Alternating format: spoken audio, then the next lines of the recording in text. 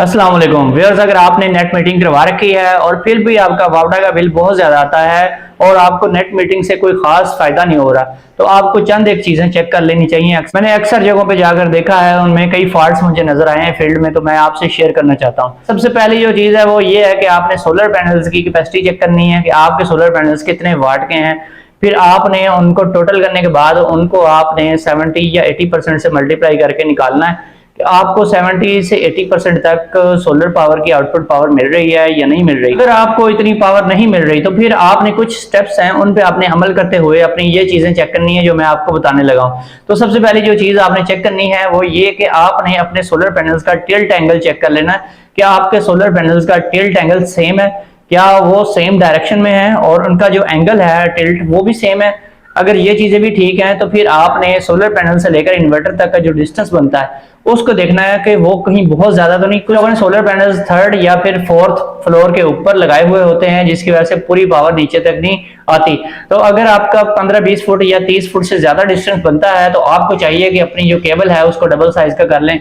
यानी कि अगर ज्यादा डिस्टेंस है 50 फुट या फिर 100 फुट तो फिर आपको उस हिसाब से केबल भी बड़ी करनी पड़ेगी। आपकी जो 6 mm की केबल है वो सिर्फ 15 से 20 फुट के लिए होती है। अगर डिस्टेंस ज्यादा है, जितना ज्यादा डबल डिस्टेंस होता जाएगा उतना ही डबल साइज आपको केबल का मोटा करना पड़ेगा। ठीक है, अगर आपका डिस्टेंस 50 फुट के राउंड अबाउट है तो फिर आपको 8 mm या फिर 10 mm की केबल यूज करनी चाहिए। इसी तरह से अगर आपका 100 फीट से ज्यादा डिस्टेंस है तो फिर आपको 12 mm मिनिमम यूज करनी चाहिए। इसके बाद जो तीसरी चीज आपने चेक करनी है वो आपने सोलर इन्वर्टर की सेटिंग चेक करनी है। इस सेटिंग में 1 एम्पेयर की सेटिंग होती है, यानी कि मोस्टली जो इन्वर्टर्स हैं उनमें 38 नंबर की सेटिंग होती है। वहां से एम्पेयर सेट किए जाते हैं जो हमने ग्रिड फीडिंग के लिए यूज करने हैं। यानी कि हम कितनी ज्यादा पावर फीड करना चाहते हैं ग्रिड में उतने ही एम्पेयर ज्यादा रखने पड़ते हैं। तो एम्पेयर जो है उनको आपने 220 वोल्टेज से मल्टीप्लाई करके वाटेज बना लेने हैं। तो जितने वाट के आपके सोलर पैनल हैं उससे ज्यादा आपने इसकी वैल्यू नहीं रखनी। इसके अलावा अगर कम वैल्यू होगी तो फिर भी आपको पूरी पावर नहीं मिलेगी। इसके बाद एक बहुत ही इंपॉर्टेंट और छोटी सी चीज है, अक्सर लोग ये मिस्टेक करते हैं कि वो बैटरियां नहीं लगाते जबकि उन्होंने हाइब्रिड इन्वर्टर लगाया होता है और बगैर बैटरी के यूज कर रहे होते हैं। उनका कहना यह है कि बैटरियां लगाएंगे तो लाख या 2 लाख रुपए बैटरियों के ऊपर खर्च हो जाएगा और हमें बैटरियां लगाने का क्या फायदा जब हमने नेट मीटिंग करवाई हुई है तो बैटरियों के बगैर ही हम चलाएंगे।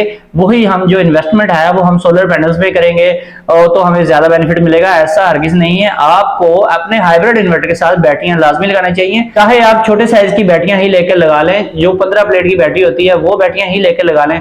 वो 15 से 20 हजार की बैटरी मिल जाती है तो वो आप लगा लें ताकि जब आपका इन्वर्टर बैटरी को सेंस करे तो फिर वो ज्यादा से ज्यादा प्रोडक्शन दे। मैंने कई जगहों पर देखा है बहुत सारे लोग जो नेट मीटिंग करवाते हैं और बगैर बैटरी के हाइब्रिड इन्वर्टर को यूज कर रहे होते हैं, उनको प्रोडक्शन पूरी नहीं मिल रही होती। जब बैटरियां अटैच करते हैं उसी सिस्टम के साथ तो उनकी प्रोडक्शन भी बढ़ जाती है। इसके अलावा जैसा कि आपको पता है आजकल पीक टाइम जो है वो 5 बजे से लेकर रात 11 बजे तक का है और आप कोशिश किया करें कि जब 5 बजे तो आप वावडा का इनपुट ब्रेकर बंद कर दिया करें और रात 11 बजे वावडा को ऑन करवा लिया करें। टाइम जो है वो एक्सटेंड कर दिया है गवर्नमेंट ने काफी ज्यादा, 5 बजे से लेकर रात 11 बजे तक पीक टाइम होता है। आप इस पीक टाइम पे जो 5-6 घंटे बनते हैं इनके दौरान आपने वावडा का ब्रेकर बंद रखना है, वावडा को आपने यूज नहीं करना और रात 11 बजे आपने वावडा को छोड़ देना है। और पीक टाइम के इस दौरानिये में आपने जितना भी लोड है वो बैटरियों से चलाना है और कोशिश करनी है कि पीक टाइम के दौरान आपने वावडा को हरगिज यूज नहीं करना। बहुत सारे लोग बहुत थोड़े पैनल लगाकर इस तरीके से बचत कर रहे हैं जिससे उनको बेतहाशा फायदा होता है। पीक टाइम के अलावा आप सारी रात वावडा को यूज करें, कोई टेंशन नहीं है। जितने आपने यूनिट दिन को जमा करवाए होते हैं वो आप रात को यूज करें। तो दोस्तों ये थे चंद एक अहम पॉइंट्स जिनके ऊपर आप अमल करते हुए अपने सोलर इन्वर्टर से मैक्सिमम एफिशिएंसी हासिल कर सकते हैं। खासतौर पर जो नेट मीटिंग करवा रहे हैं उनको ज्यादा से ज्यादा बेनिफिट मिल सकता है। दोस्तों वीडियो पसंद आई है तो वीडियो को लाइक एंड शेयर करें, चैनल को सब्सक्राइब करें। फिर मिलेंगे, अल्लाह हाफिज।